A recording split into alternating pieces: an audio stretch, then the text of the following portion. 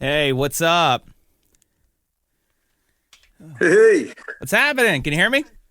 Yeah, I can. Can you hear me? Yep, loud and clear. The Jeremy White Podcast. Tuesdays at 12 p.m. Eastern, 9 a.m. Pacific. Available wherever you get your podcasts. The Jeremy White Podcast. With Bustan. For the best Lebanese cuisine in Montreal, it's got to be Bustan. Visit bustan.ca. And loudtracks.com. Helping fans connect to their favourite artists. 100% high quality, officially licensed band merchandise that supports the artists you love. Visit our official band merch store at loudtracks.com. Watch the Jeremy White Podcast exclusively on YouTube. Sweet. Dude, wow, thank you so much for doing this. This is like so cool. No worries, no worries. Like, I was busting Ian's balls. I was like, dude, Phil, man, like, it's like a dream interview. Like, it'd be amazing. And here we are. So this is awesome. I'm like fangirling a little, which is not good stuff. It's not what I usually say. Like, I just had to get that out of my system really quickly. So there we go. Hey, nice Manraze, nice Manraze shirt, by the way. Oh, cheers, yeah. What's going on with Manraze? Like, you know, the albums they were awesome, and all of a sudden it just kind of like vanished from online. Like, you can't even find any of it on YouTube or iTunes. Like, has it just been like deleted from rock, or is there like a plan for reissue?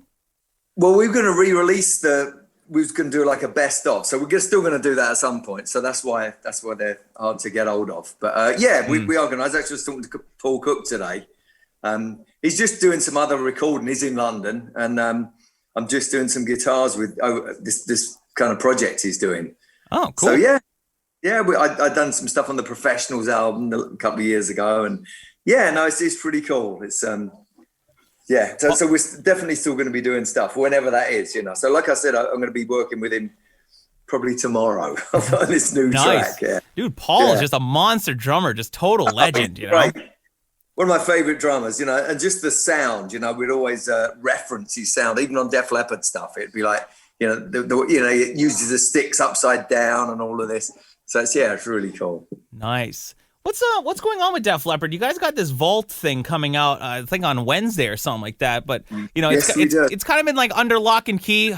Vault locked up, you know. But so what's the gist? You know, by the time this broadcast, it'll be live. So what's going to be happening with it? So it's a museum basically. It's like a digital museum, and it's actually going to be a physical museum as well at some point. But the digital thing is like all this stuff, all these. We've been raiding our closets and just collecting all this stuff that you thought had disappeared for years. And you go, oh, I remember that, like a guitar strap that I used on in the Pyromania video. I actually, not that one, because that's at Joe's house in Dublin. But stuff like that, you know, clothes and, you know, amplifiers and just stuff. And it's actually amazing the amount of stuff we've got between us. So it's all going to be entirely digital. So I guess, like, you know, high quality photos and video like has been taken of the stuff, like 360 stuff. And yeah. And you go in there, you visit it. And I know that whenever we're allowed to go on tour again, you know, we may, I know Aerosmith, they do a tour in museum and stuff. So we may do something like that and literally have a place that people can go and see it as well. So we're just starting off. So it's just a place to go. It's like a kind of a base, if you like, you know. Well, you know, it's like at this point, fans are just thirsty for anything, and something like that where you're gonna be able to see all that Def Leppard history. It's like, and is there gonna be a fee? Like, is it a membership thing? Do you have to buy a ticket for it online, or is it like? Yeah, you know what? I don't even know. I should know, but it comes out. Yeah, the 13th. Yeah, it gets rolled out. But yeah, no, it's a couple of days from now. Kind of frantically doing it. It's something to do, you know. It's like better than just sitting around waiting, you know, because that's pretty much it. Yeah. Well, you were just mentioning, you know, if you guys are going to get back on the road or not. You know, how confident are you that the Stadium Tour is going to happen this summer? So I'm really confident if they get the vaccine rolled out.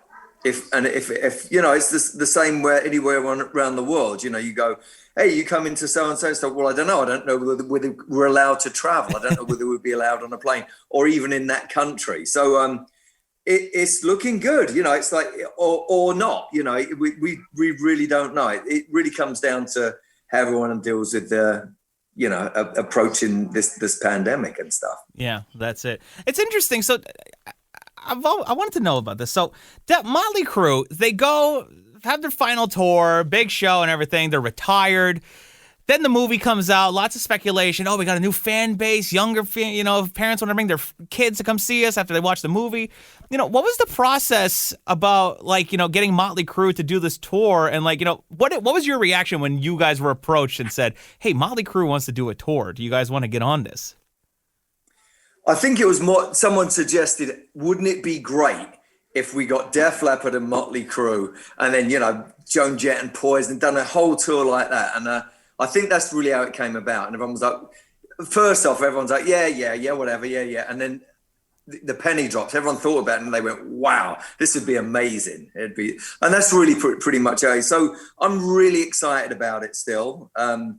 It's Motley Crue's anniversary coming up as well. It's their 40th year anniversary. But they were all really psyched. We were all ready to go. We actually started doing promo and everything. And then it was like, no, there's this really weird pandemic, this virus, and it's like, really? After all that, tickets went on sale, a lot of the shows sold out already, and then it all got kind of tugged away. So, really bummed. But it'll happen. But it's just, it's if everyone, is up for getting, vaccine going, and so everyone can get back out there.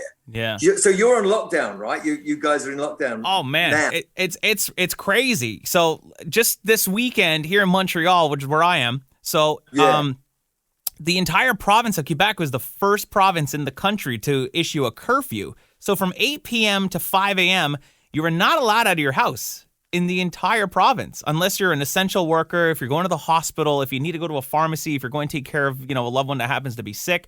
If you don't have any reason to be out of your house, you'll be fined. It's like you're allowed to take your dog out for a walk if, it has to, go to the bathroom or whatever, but only within a kilometer of your house. You can't have anybody over. Even during the day, all the stores are completely shut. It's locked down. Non-essential businesses are all closed. Even if you go to Walmart and you need to buy a TV or something, it's non-essential, so they won't sell it to you. It's very bizarre. Yeah. So, but you know what? I think it needs to happen because here in Quebec, the numbers are terrible. The restaurants and the bars, it's all been closed since September. The numbers keep going up. So. Yeah. It's insane here. I mean, I'm just 50, 60 miles from LA, and LA County is just horrendous, 500 deaths just, this week, I think, just or yesterday, I was saying stupid, just in LA, No, it's out of control. It's getting destroyed over there. It's been a terrible year for LA, with all the fires and it's awful. We're okay. I mean, sometimes I go to the beach in the morning. I go at 6 in the morning. I go in the sea. It's dark out. Yeah. So I do that. I've been doing that since the summer, and there's no one around. So it's really cool. It's the perfect way to social distance. Nobody's going to bother you. Totally. Yeah. And you're on a beach. You can't complain.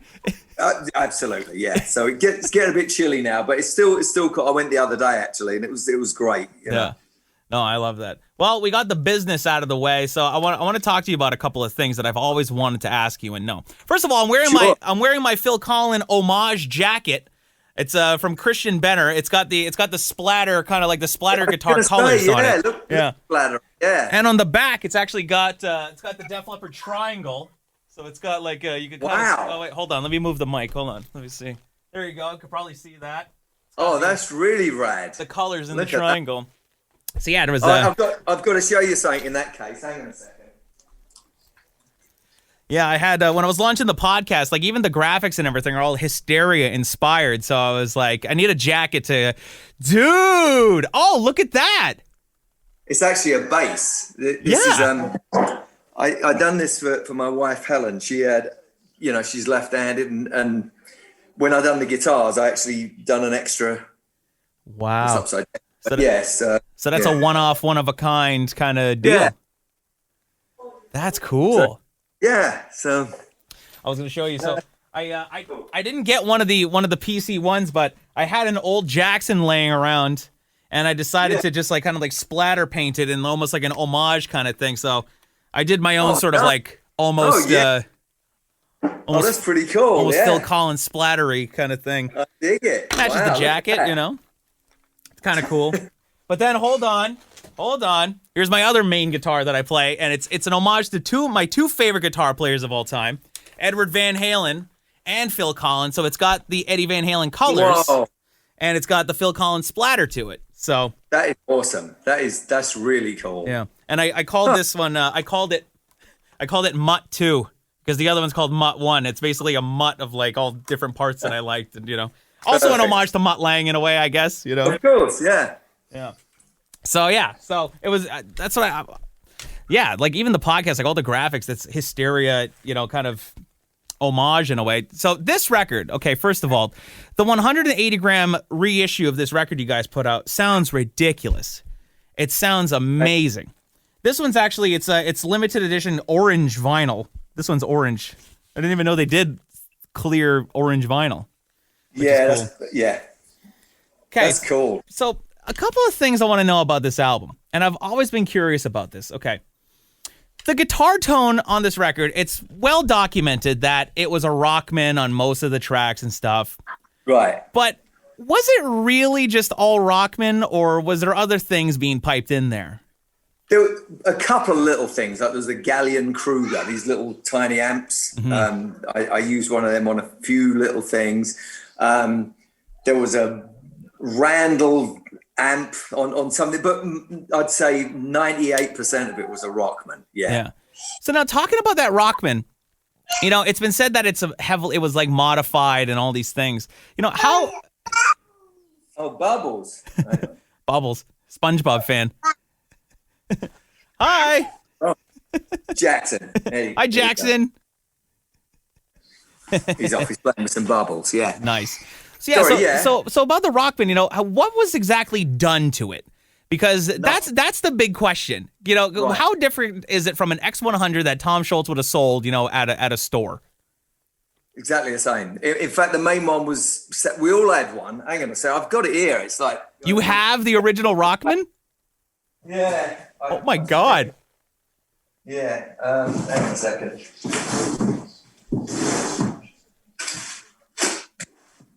It's here somewhere. It could be on this table. Hang on a second. Oh man, that'd be crazy if you pulled that out, because that should be in the museum. That should be in the Rock and Roll Hall of Fame. It absolutely should. Where is it? I saw it here the other day. It'd be great. I had it for 30 odd years and I lose it all of a sudden. Yeah, the one time somebody actually cares about seeing it.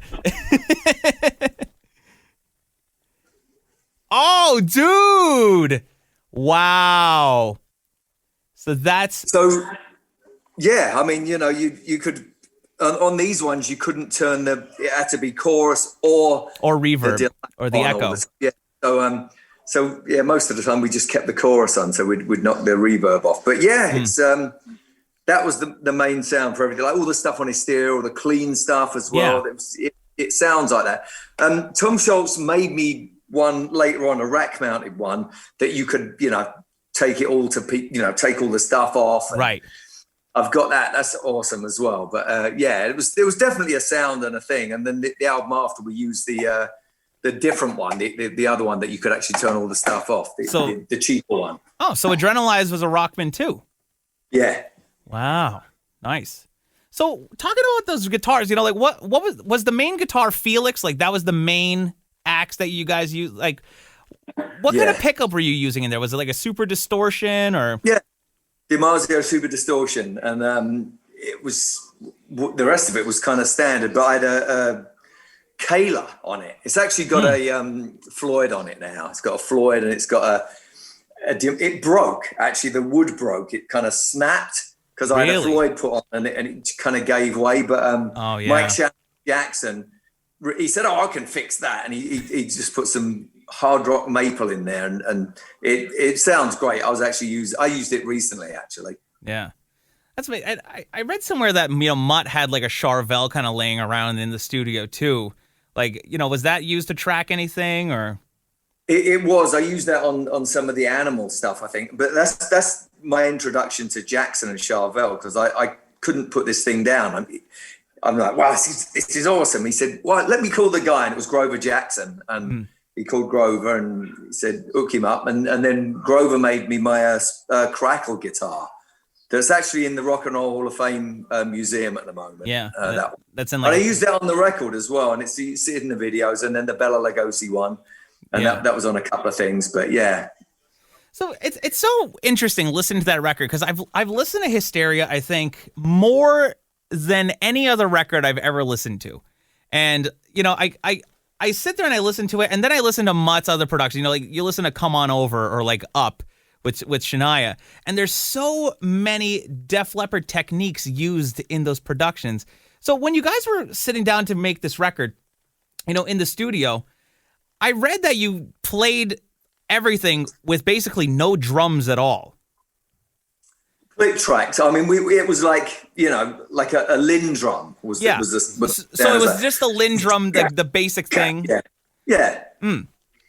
And we still do that. We always do the drums last, actually, on everything, you know, whether it's Manraze, the Tesla album, you know, that I produced, we did the drums last. Because you change the arrangement so much and you don't want to be stuck with a drum track. And, you know, so it makes sense. You know, you get a basic one or something and, you just kind of add as you go. Even in like a song like Rocket, though, like I'm just like, how do you record just the guitars without like that big drum sound to it? Because, you know, even if you listen to the breakdown, you got that, you got like the reverse guitars and everything. Like, does all of that come together in the mix? Or is Mutt sitting there saying like, okay, we need, you know, the whammy bar reverse part like here or... So it was just a work in progress. So that particular one, Joe Elliott come up with this. He said there was this great single from the 70s called Burundi Black. It was like an African tribal thing. Yeah. And it was a similar vibe to that. So we got this kind of drum pattern that kind of moved in the same way. And obviously it's nothing like the real one because it's, you know, you couldn't do that. It was actually real people playing. So we worked a loop. We made a loop and we played to that. So that was we just kind of stuck to that. The whole middle section, Nigel Green, who was the engineer on the record, I remember we started taking weekends off, which at first we didn't. We used to just plow through 7 days a week.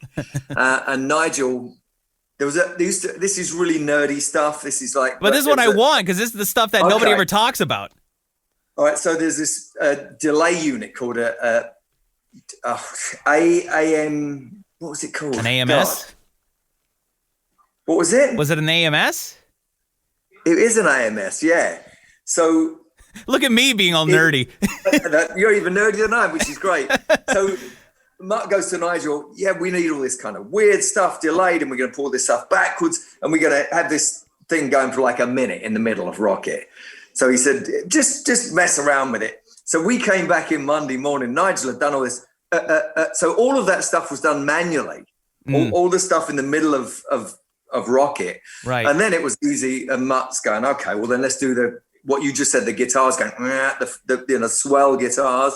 Yeah. We just added that to it. And as soon as you do something like that, it opens up another door and you go, whoa, what about if we have the choir coming in here? Yeah. And backwards vocals coming in. So it's just an ongoing thing. And you stop when it reaches, you know when it's ready.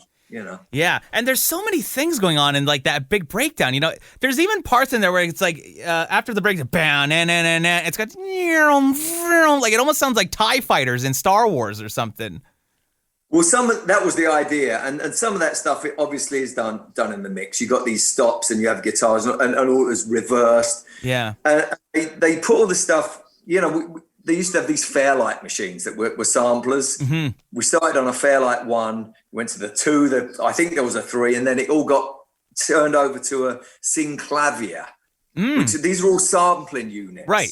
So 80 sampling units. So it got there, and they had a sound to them. You know, that's the other thing. They have a kind of a definite spirit and a sound to them. And so it got transferred to that, and then it was like, oh, great, we can put this backwards and spin that and kind of copy that. So that's where all of that stuff come from. Yeah. And even like the backing vocal parts in there, there's so many cool, you know, like the whoa, whoa, whoa, like all that stuff. It's just so cool. And it's, to me, some people say, oh, it sounds dated, it sounds 1987. I think it sounds fresh as ever because that's what everybody's pop music sounds like now, you know? Right.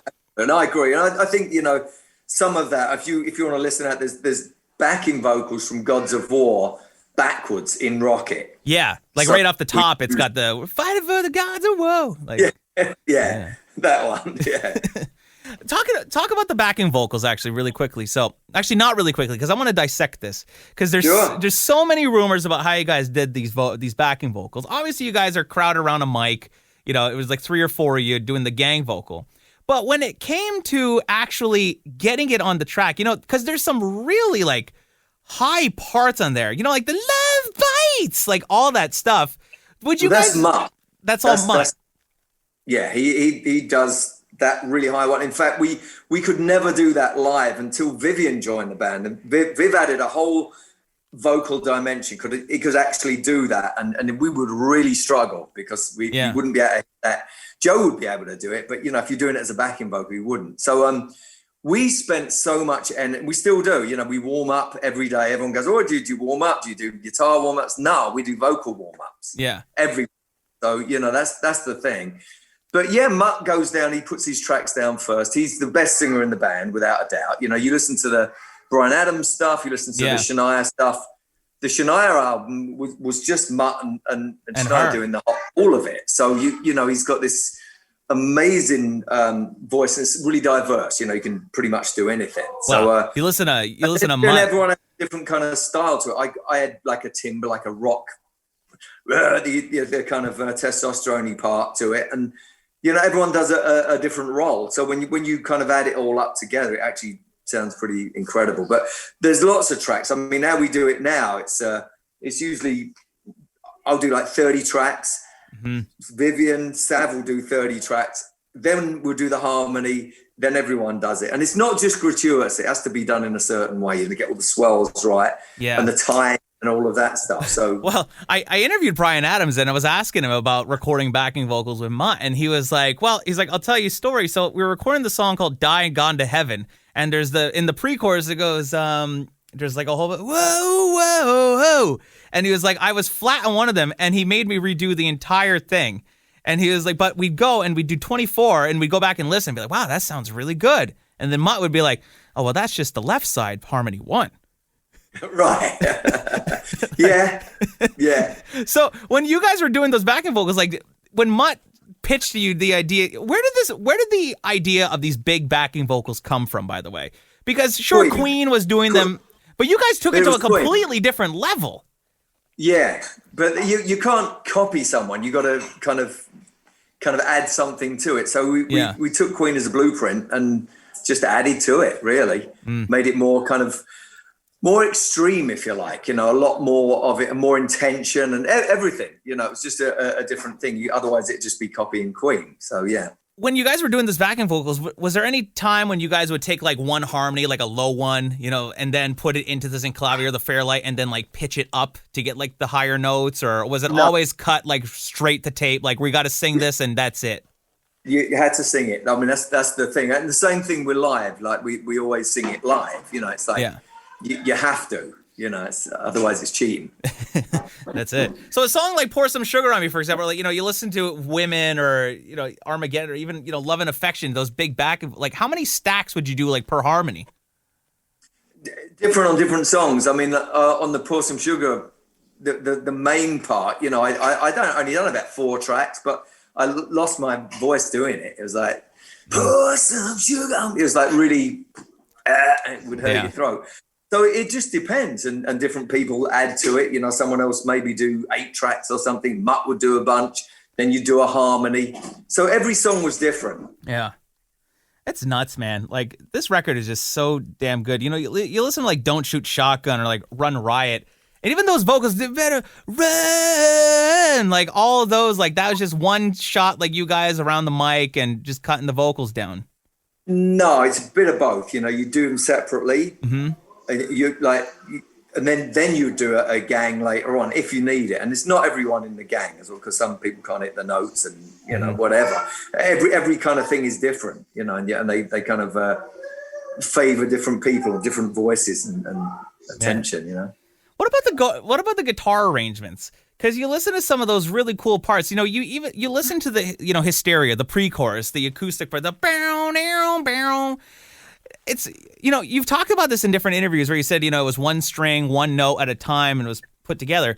But there's a certain sound to that acoustic where it's almost like, they're automating EQ or something, or there's like a filter like on those punches. Because, you try and do that, it sounds like a guitar, but it almost has like a bow, like kind of sound to it, almost like a wah-wah. Well, that was Felix actually as well. That was an electric guitar, and through that on the clean sound, So it wasn't an acoustic guitar. That's Felix. Yeah, there was no acoustic on it. Yeah. Wow. So yeah. I mean, whenever you play a chord, there's a certain amount. I'll just show you actually. Hang on. There's a certain amount of arpeggio. If you play like that. Yeah. There's a bit of that. So it's then. I mean, that was it. It was that. And wow. That kind of yeah. But there's just such a sound to it, like I said, it's really cool the way they processed it in the mix, because I'm sure it didn't sound like that when you recorded it, but when it's all put together, there's so much compression and like I said, it almost sounds like there's like a filter like automated, like a wah on it. It's just really cool. No, I mean it was my friend came in, he's a guitar player, as we were recording that, and he said, "Wow, what are you doing?" And because I'm like sitting there, like, we're saying, well, we're going to get this thing that sounds like, but without doing it with your fingers, because you wanted that pick sound. So it was unique, and you didn't want it to sound like a keyboard. So yeah, that was pretty much it. Mutt said, let's separate the thing so everything hits exactly on the nose, and it just creates a different sound that normal people wouldn't do. Well, that's it. It's but you know what? It stands the test of time because it just sounds so good, Man, that's just so cool. What about the drums? Okay, so obviously it was done in the Fairlight with all the samples and everything. But what about like the cymbals? Like, were the cymbals like overdubbed live in studio? Was it like live hi-hat played along to the track, or was that programmed too? All done afterwards, but like Rick played something. He had an electronic drum kit, and it was midied up and all of this stuff. So he would go in there with the fills and stuff and go, yeah. But it was, all kind of quantized. It was all kind of, fed into the machine a bit, really. And then different sounds. You wouldn't have the sounds that you originally had, and that's what was so cool about it. It wasn't like. It was unrealistic. We have this thing. It's like when you play a gig, it lasts a second. It's live, it's here and it's gone. But a record is like immortal. So you got to get it absolutely. Like Bohemian Rhapsody. When Queen first did that, I know the first time I heard it, and I was thinking, well, they're never going to be able to play that live, right? And they did. It doesn't matter. The live, you get round that. When we done Love Bites, we'd never played it together as a band. And the song went to #1, and we had to learn how to play it. And it was, playing some of them parts and singing at the same time. It was like, well, I can't do that. And so we took, funny enough, we were in Vancouver, and we took 2 days off and went into a rehearsal room and literally done that song like a million times so we could get a version of it. Yeah. So that we could sing and play it. But yeah, that was the thing. It's like when you make a record, you don't really worry about whether you can play it live or not. It's like we worry about that later on. It's well, that's it. What about the bass? Because there's a keyboard bass on a couple of those tracks. You listen to like Armageddon, like what kind of keyboard was that, or was that like programmed in like the Fairlight? It's like real keys doing a sub bass and a bass and as well. So yeah. You've got. Some it just blends in there. It's like I don't know. I mean, everyone does that stuff. They always You listen to "Walking on the Moon" by the Police. It's like Sting's going boom, gong, gong. There's a piano track in it. Yeah. And back then you think, oh, it's kind of recording. It's all real and everything. But you listen to it. There's a piano following the bass line. So it's just that really. It's just like fun with recording. It was like just a beautiful thing to get into all these amazing recording techniques that the Beach Boys or the Beatles or Queen or Stevie Wonder or the Police had done for years. And you go, wow, this is great. We got a studio, we got the time. And we haven't got any money because we're spending, or we're borrowing it. We borrow some more money and more time. So that was pretty much it. Yeah. Damn. That's amazing, man. I mean, and it stands the test of time because honestly, at the end of the day, at the time, nobody had a record that sounded like that. And still to this day, nobody has a record that sounds like it. So. Well, thank you. I agree. I think it sounds great. And I just remember doing all of that stuff, and it was just so much fun, that experience, and we was recording on 2-inch tape. This was back, it started analog and it went digital later on, obviously. But it was great to be part of it, Yeah. So what's going on with Def Leppard now? You guys working on some new music, or what's going on with Mutt? By the way, what are you guys going to call up Mutt and say, listen, for old time's sake, let's do 5-song EP just for the fans, freak them out, some unreleased Hysteria stuff. Let's go and rework it, put it all together, put it out there. People would freak. Absolutely, yeah, but you've got to want to do it, and it's getting the time and the place and the energy and all that stuff. Yeah. I'm constantly writing, always recording. So someone said, when are you going to start the new album? It's like, well, 2 years ago actually. So that's when we started it. So there's always stuff going. There's stuff in the works always. But yeah, writing, recording. All of that, really, it's just a constant thing. Yeah. So could we expect new Def Leppard in 2021, or? Who knows? I mean, I want to go on tour. Hopefully, we can do that. That's the plan. We've got the dates booked, and it doesn't. It's not down to us. It depends on whether we're allowed out to play, basically. Yeah. Hey, your audio just went really weird. Do you have your sustainer on? Might be messing with. No, I've got it on here, but yeah. No, because your mic just went all staticky for some reason. Oh, really? Yeah. Weird. Still weird? Yeah. Oh, that's better. Yeah. Good. Yeah. There you go. What are you personally working on? Because I heard that you might be working on like some secret projects and stuff. You're playing a lot of guitar these days. What's going on in the world of Phil Collen? So I've got this new thing on the G3 tour that with Joe Satriani and John Petrucci, we were doing some instrumental stuff, and there's this one song called Quadrine 4 that was on a Billy Cobham album. So we reworked it with guitars. It started off with Jan Hammer and all this crazy fusion jazz rock stuff. But we've done this hard rock version of that. And actually I was just shooting the video yesterday. And with Helen, my wife Helen, just filmed this thing, and we've done that. So that's going to be done. We've recorded that. So I'll let you know when it's close, and I'll send you a link to it and all of that stuff. But yeah, that sounds insane. That's really cool. Oh, I'd love that. That sounds really cool. Been songwriting as well. I've just been there's a guy called Morgan Dorr. I've been writing with him and recording. Swagalicious, who's a R&B producer, actually got a Grammy 2 years ago on the Her album. He's a writer producer. We've been writing together.